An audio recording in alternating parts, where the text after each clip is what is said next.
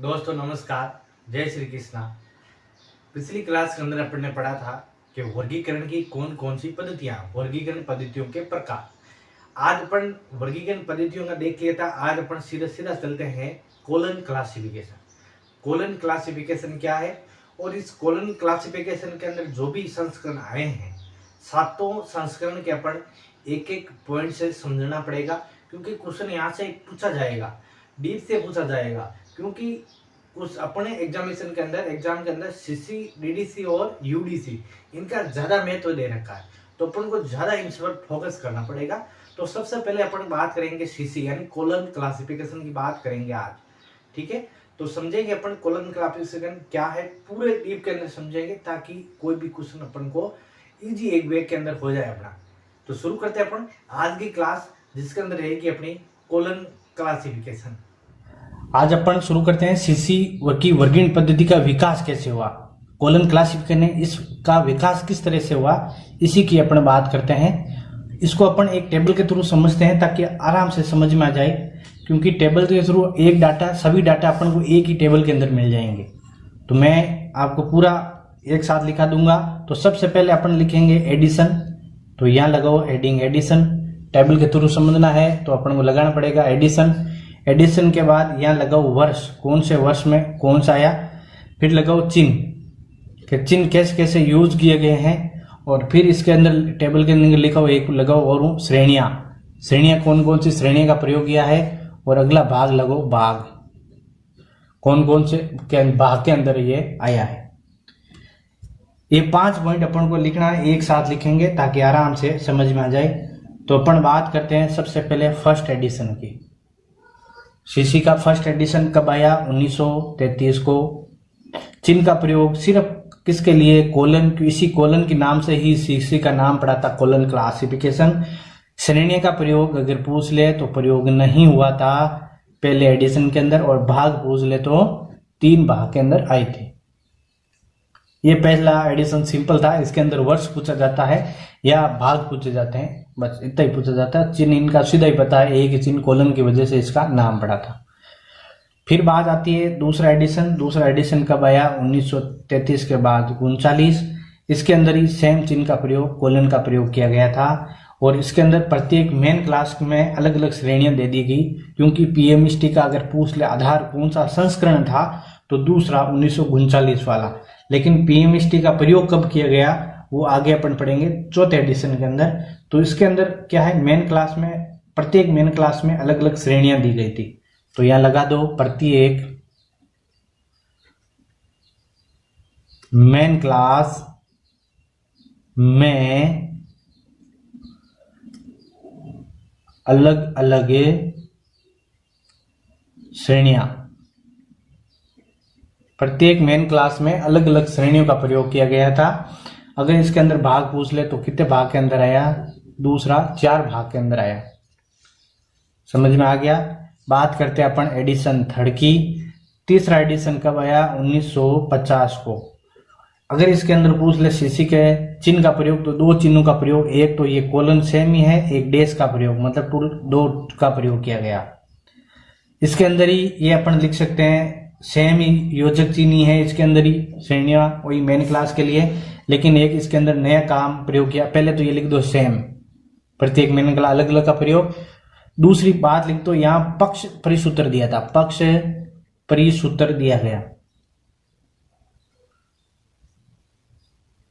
ये नई बात थी। आगे ऊपर वाली तो सेम लिख दी, और ये नई बात परिसूत्र का दिया गया। और इसके अंदर भाग पूछ ले तो 4 भाग के अंदर ही आया था।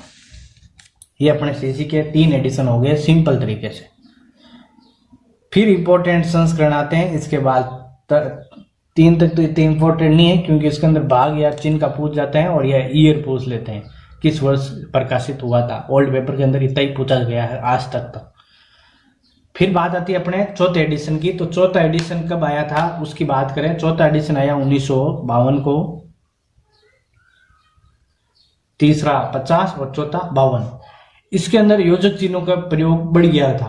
कौन कौन से योजक? तो टोटल योजक चिन्ह इसके अंदर 7 प्रयोग किए गए थे। कौन कौन सा? तो एक लेवल एक लगाओ कोमा, दूसरा लगाओ सेमी कोमा, तीसरा लगाओ कोलन, चौथा लगाओ डॉट और पांचवा हाइपन। कितने हो गए? 1 2 3 4 5। छठा है 0 से 9 अक्षर, 0 से 9 तक जो गिनती है उसका प्रयोग। और अगला है A to Z छोटी ABCD का प्रयोग। कितने हो गए? देखो 5 तो ये हुए, 6 और 7, और पूछ कितने चिन्हों का प्रयोग? 7 चिन्हों का प्रयोग किया गया। और इसके अंदर PMST का फॉर्मूला दिया गया, तो PMES और T। यहाँ आपको मैं सबकी अलग अलग लिखा देता हूँ चिन्ह भी। अगर P का मतलब होता है पर्सनैलिटी, और पर्सनैलिटी के लिए कोमा का प्रयोग किया गया। M का मतलब होता है मैटर, मैटर के लिए सेमीकोलन का प्रयोग किया गया, सेमीकोलन। एनर्जी के लिए कोलन का प्रयोग, स्पेस के लिए डॉट और टाइम के लिए डॉट। यहाँ पर सेम था, चौथे एडिशन के अंदर ये सेम था, आगे पढ़ लेंगे, इसका अलग अलग और कर दिया गया, वो अपन नेक्स्ट एडिशन के अंदर पढ़ लेते हैं। ये हुआ, इसके भी 4 भाग थे। कितने भाग थे? 4 भाग। ये हुआ अपना चौथा एडिशन। सिंपल तरीके से मैंने आपको समझा दिया। एक बार वीडियो 2-3 बार तो देख ले तो आपको रट्टा मिल जाएगा। क्यों? ये सीसी के जो बेसिक चीजें आपको रट के मिल जाएंगे। 2 बार भी देख लिया वीडियो तो भी आपका काम हो जाएगा। फिर इसको लिखने की, और नहीं समझ में आए तो इसको 1-2 बार लिख लो, इस टेबल को बना लो आप, तो भी समझ में आ जाएगा सेम चीज। क्योंकि लिखने से कोई चीज ज्यादा याद होती है, तो इसको आप 1-2 बार लिख लोगे तो भी आराम से याद होगा। एडिशन चल रहे अपने 5वें के अंदर। 5वां एडिशन आया कब? 1957 को 5वां एडिशन आया। इसके अंदर प्रयोग बढ़ गए। कौन किसके प्रयोग बढ़ गया? 7 निशान थे, इसके अंदर 3 निशान और जुड़ गए। कौन कौन से? एक तो एरो ये वाला, एक ये एरो, और एक छोटा कोष्टक। छोटा कोष्टक कितने हो गए? 7 और 3 10। ये टोटल हो गए 10। इसका प्रयोग अगर कोई भी टाइम दे रखा है, उसके बाद के अलग टाइम में, बाद वाला टाइम ज्ञात करने के लिए, जैसे 1991 है तो 92 93, इसको टाइम दर्शाने के लिए इस एरो का प्रयोग किया जाता है। अगर 1991 दे रखा है और बाद का टाइम पता करना, पहले वाला टाइम पता करना है, तो इसके अंदर ये एरो काम आता है। जैसे 91 से पहले 90 × 90, इस तरह का प्रयोग करने के लिए अपन को ये है, तो इसको लिख दो पहले वाला। और छोटा कोष्टक किसके लिए प्रयोग किया है? तो छोटा कोष्टक सब्जेक्ट डिवाइस के लिए प्रयोग किया गया है। लिखो सब्जेक्ट डिवाइस। हर चीज लिखा दूंगा, एक एक टेंशन मतलब आराम से लिखूंगा, आराम से। ये चीज अपनी हो गई यहां तक, ठीक है। फिर बात आती है अपने, यहां पर ही लिख लो, ये इसका प्रयोग कहां किया गया? अध्यारोहण विधि के लिए किया गया। तो लिखो यहां पर अध्यारोहण विधि। अध्यारोहण विधि के लिए किसका प्रयोग किया गया? डैश का प्रयोग। और अगर इसका प्रयोग पूछ ले तो ये दशा संबंध के लिए प्रयोग किया गया। फेज रिलेशन अपन बोलते हैं इसको, तो यहां लिख लो दशा संबंध। दशा संबंध अपन पढ़ेंगे आगे, उसके लिए किसका प्रयोग किया गया है? A to Z यही संज्ञा दे रखी है, दशा संबंध के लिए प्रयोग। समझ में आ गया? यहां तक आपको कोई प्रॉब्लम नहीं हुई? 5वां एडिशन अपन वापस देखते हैं। 5वां एडिशन 1957 को 3 निशान इसके अंदर जुड़ गए थे, एरो, 2 एरो के और एक छोटा कोष्टक। इसके अंदर PMST, तो PMST का कोई बदलाव नहीं किया गया, सेम इसके अंदर यही रखा था PMST का फॉर्मूला। और अगर बात करें इसके अंदर भाग की, तो भाग कितने के अंदर है? वही भी सेम, ये 4 भाग के अंदर। तो 1 फर्स्ट, 3 फिर बाकी वाले, दूसरा, तीसरा, चौथा और 5वां, एक 4 भाग के अंदर। रेडी? समझ में आ गया?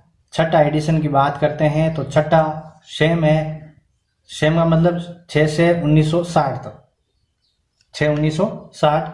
इसके अंदर चिन्हों का कोई प्रयोग नहीं, नया कुछ नहीं जोड़ा। इसके अंदर सेम 10 के 10 वही चिन्ह रखे थे। इसके अंदर एक नई दे दिया, T2 का प्रयोग कर दिया, टाइम का दूसरा और स्पेस का दूसरा, ये इसका प्रयोग कर दिया गया है। इसको अधिक जान आपको डीप के अंदर तो अपन नेक्स्ट क्लास के अंदर पढ़ लेंगे। और भी इसको आपको जल्दी पढ़ना है तो एक वीडियो बना रखा है, उसके अंदर आपको T1, T2, T3 इसका प्रयोग कैसे होता है, इसका भी बारे के अंदर विस्तार से बताया गया है, आप वहां से भी देख सकते हो। फिर ये श्रेणियों के अंदर लिखना T2 और S2 इसका प्रयोग। और एक और नई चीज का प्रयोग किसका? EPCI, इसका भी प्रयोग कहां किया गया? एनर्जी, इसका भी प्रयोग किया गया था। तो T2, S2 और EPCI। T2 का मतलब टाइम का दूसरा स्तर, S2 का मतलब स्पेस का दूसरा स्तर। EPCI ये अपन पढ़ेंगे जब कॉमन आइसोलेट पढ़ेंगे अपन, तो उस समय अपन को PCI, EPCI इसको पढ़ें। PPCI ऊर्जा सामान्य एकल और व्यक्तित्व सामान्य एकल, ये प्रवृत्ति सामान्य एकल ऐसे EPCI के अंदर है। तो अपन कॉमन आइसोलेट के दो प्रकार पढ़ेंगे नेक्स्ट के अंदर।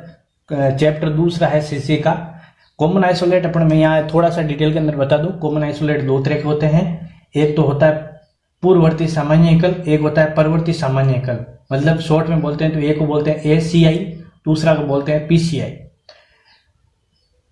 ये इसका भी वीडियो डाल रखा है, आप वहां पर ज्यादा देखना हो तो वहां पर, नहीं तो अपन नेक्स्ट क्लास के अंदर इसको डीप के अंदर पढ़ लेंगे, वहां पर अपन और देख लेते हैं।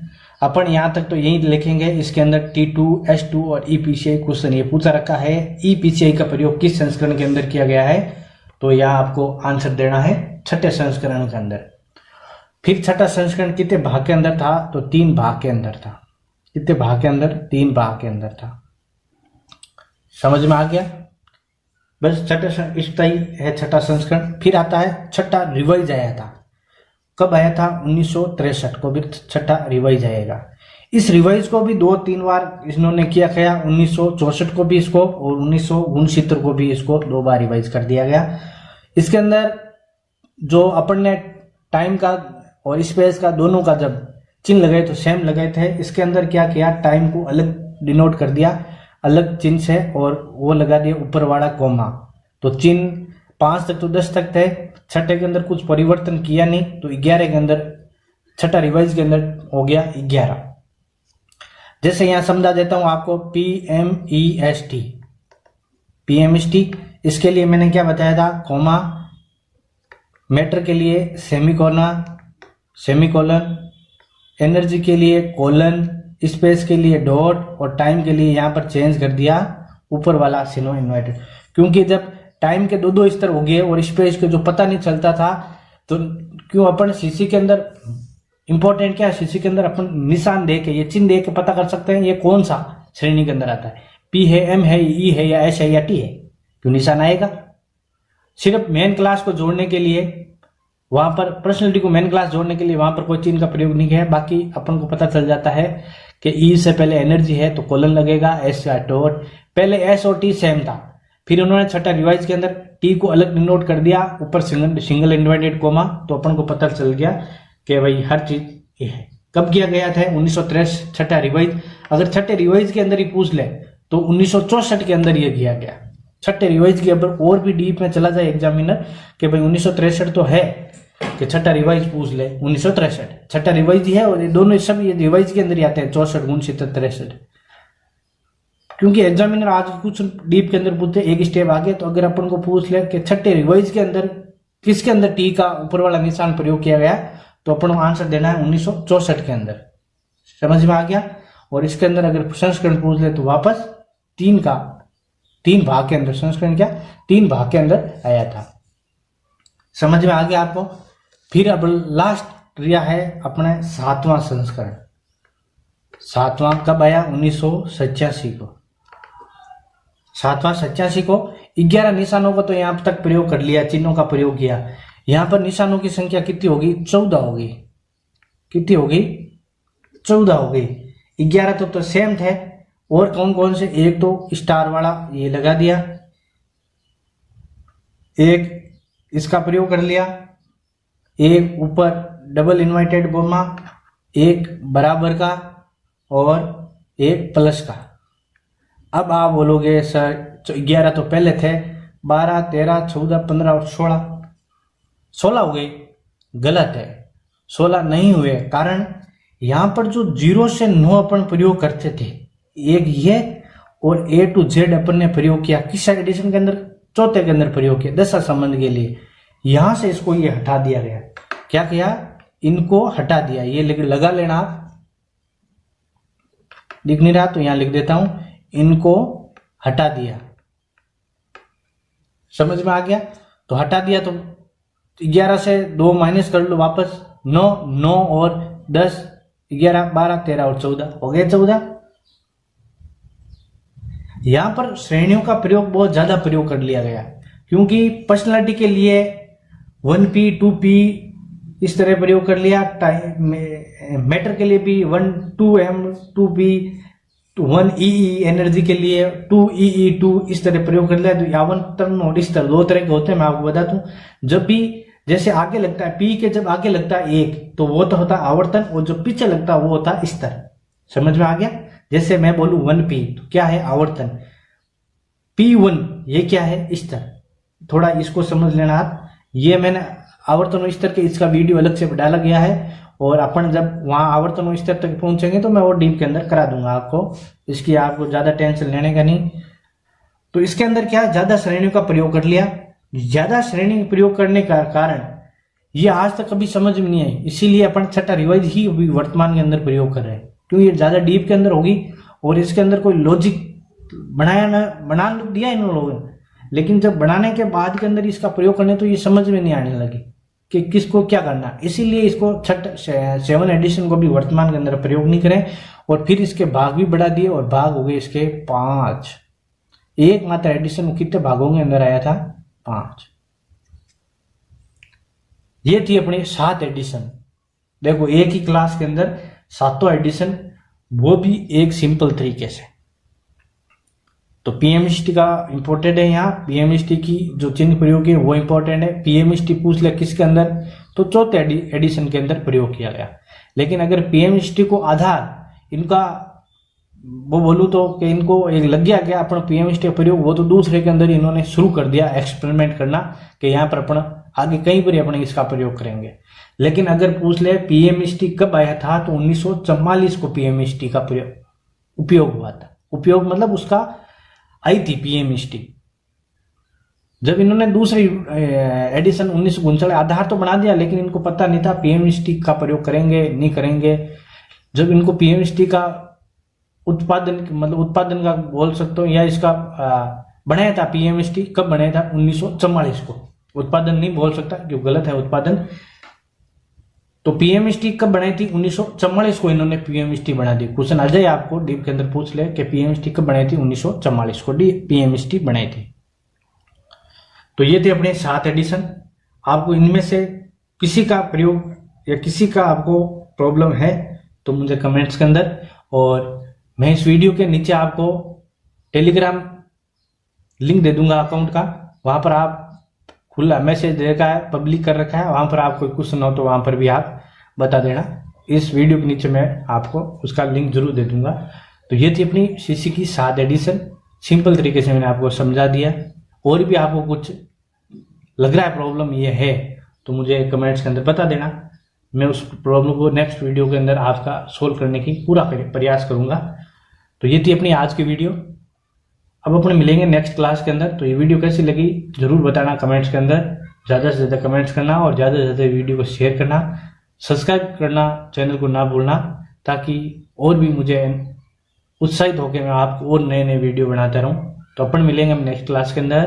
तब तक के लिए आप सभी को जय श्री कृष्णा।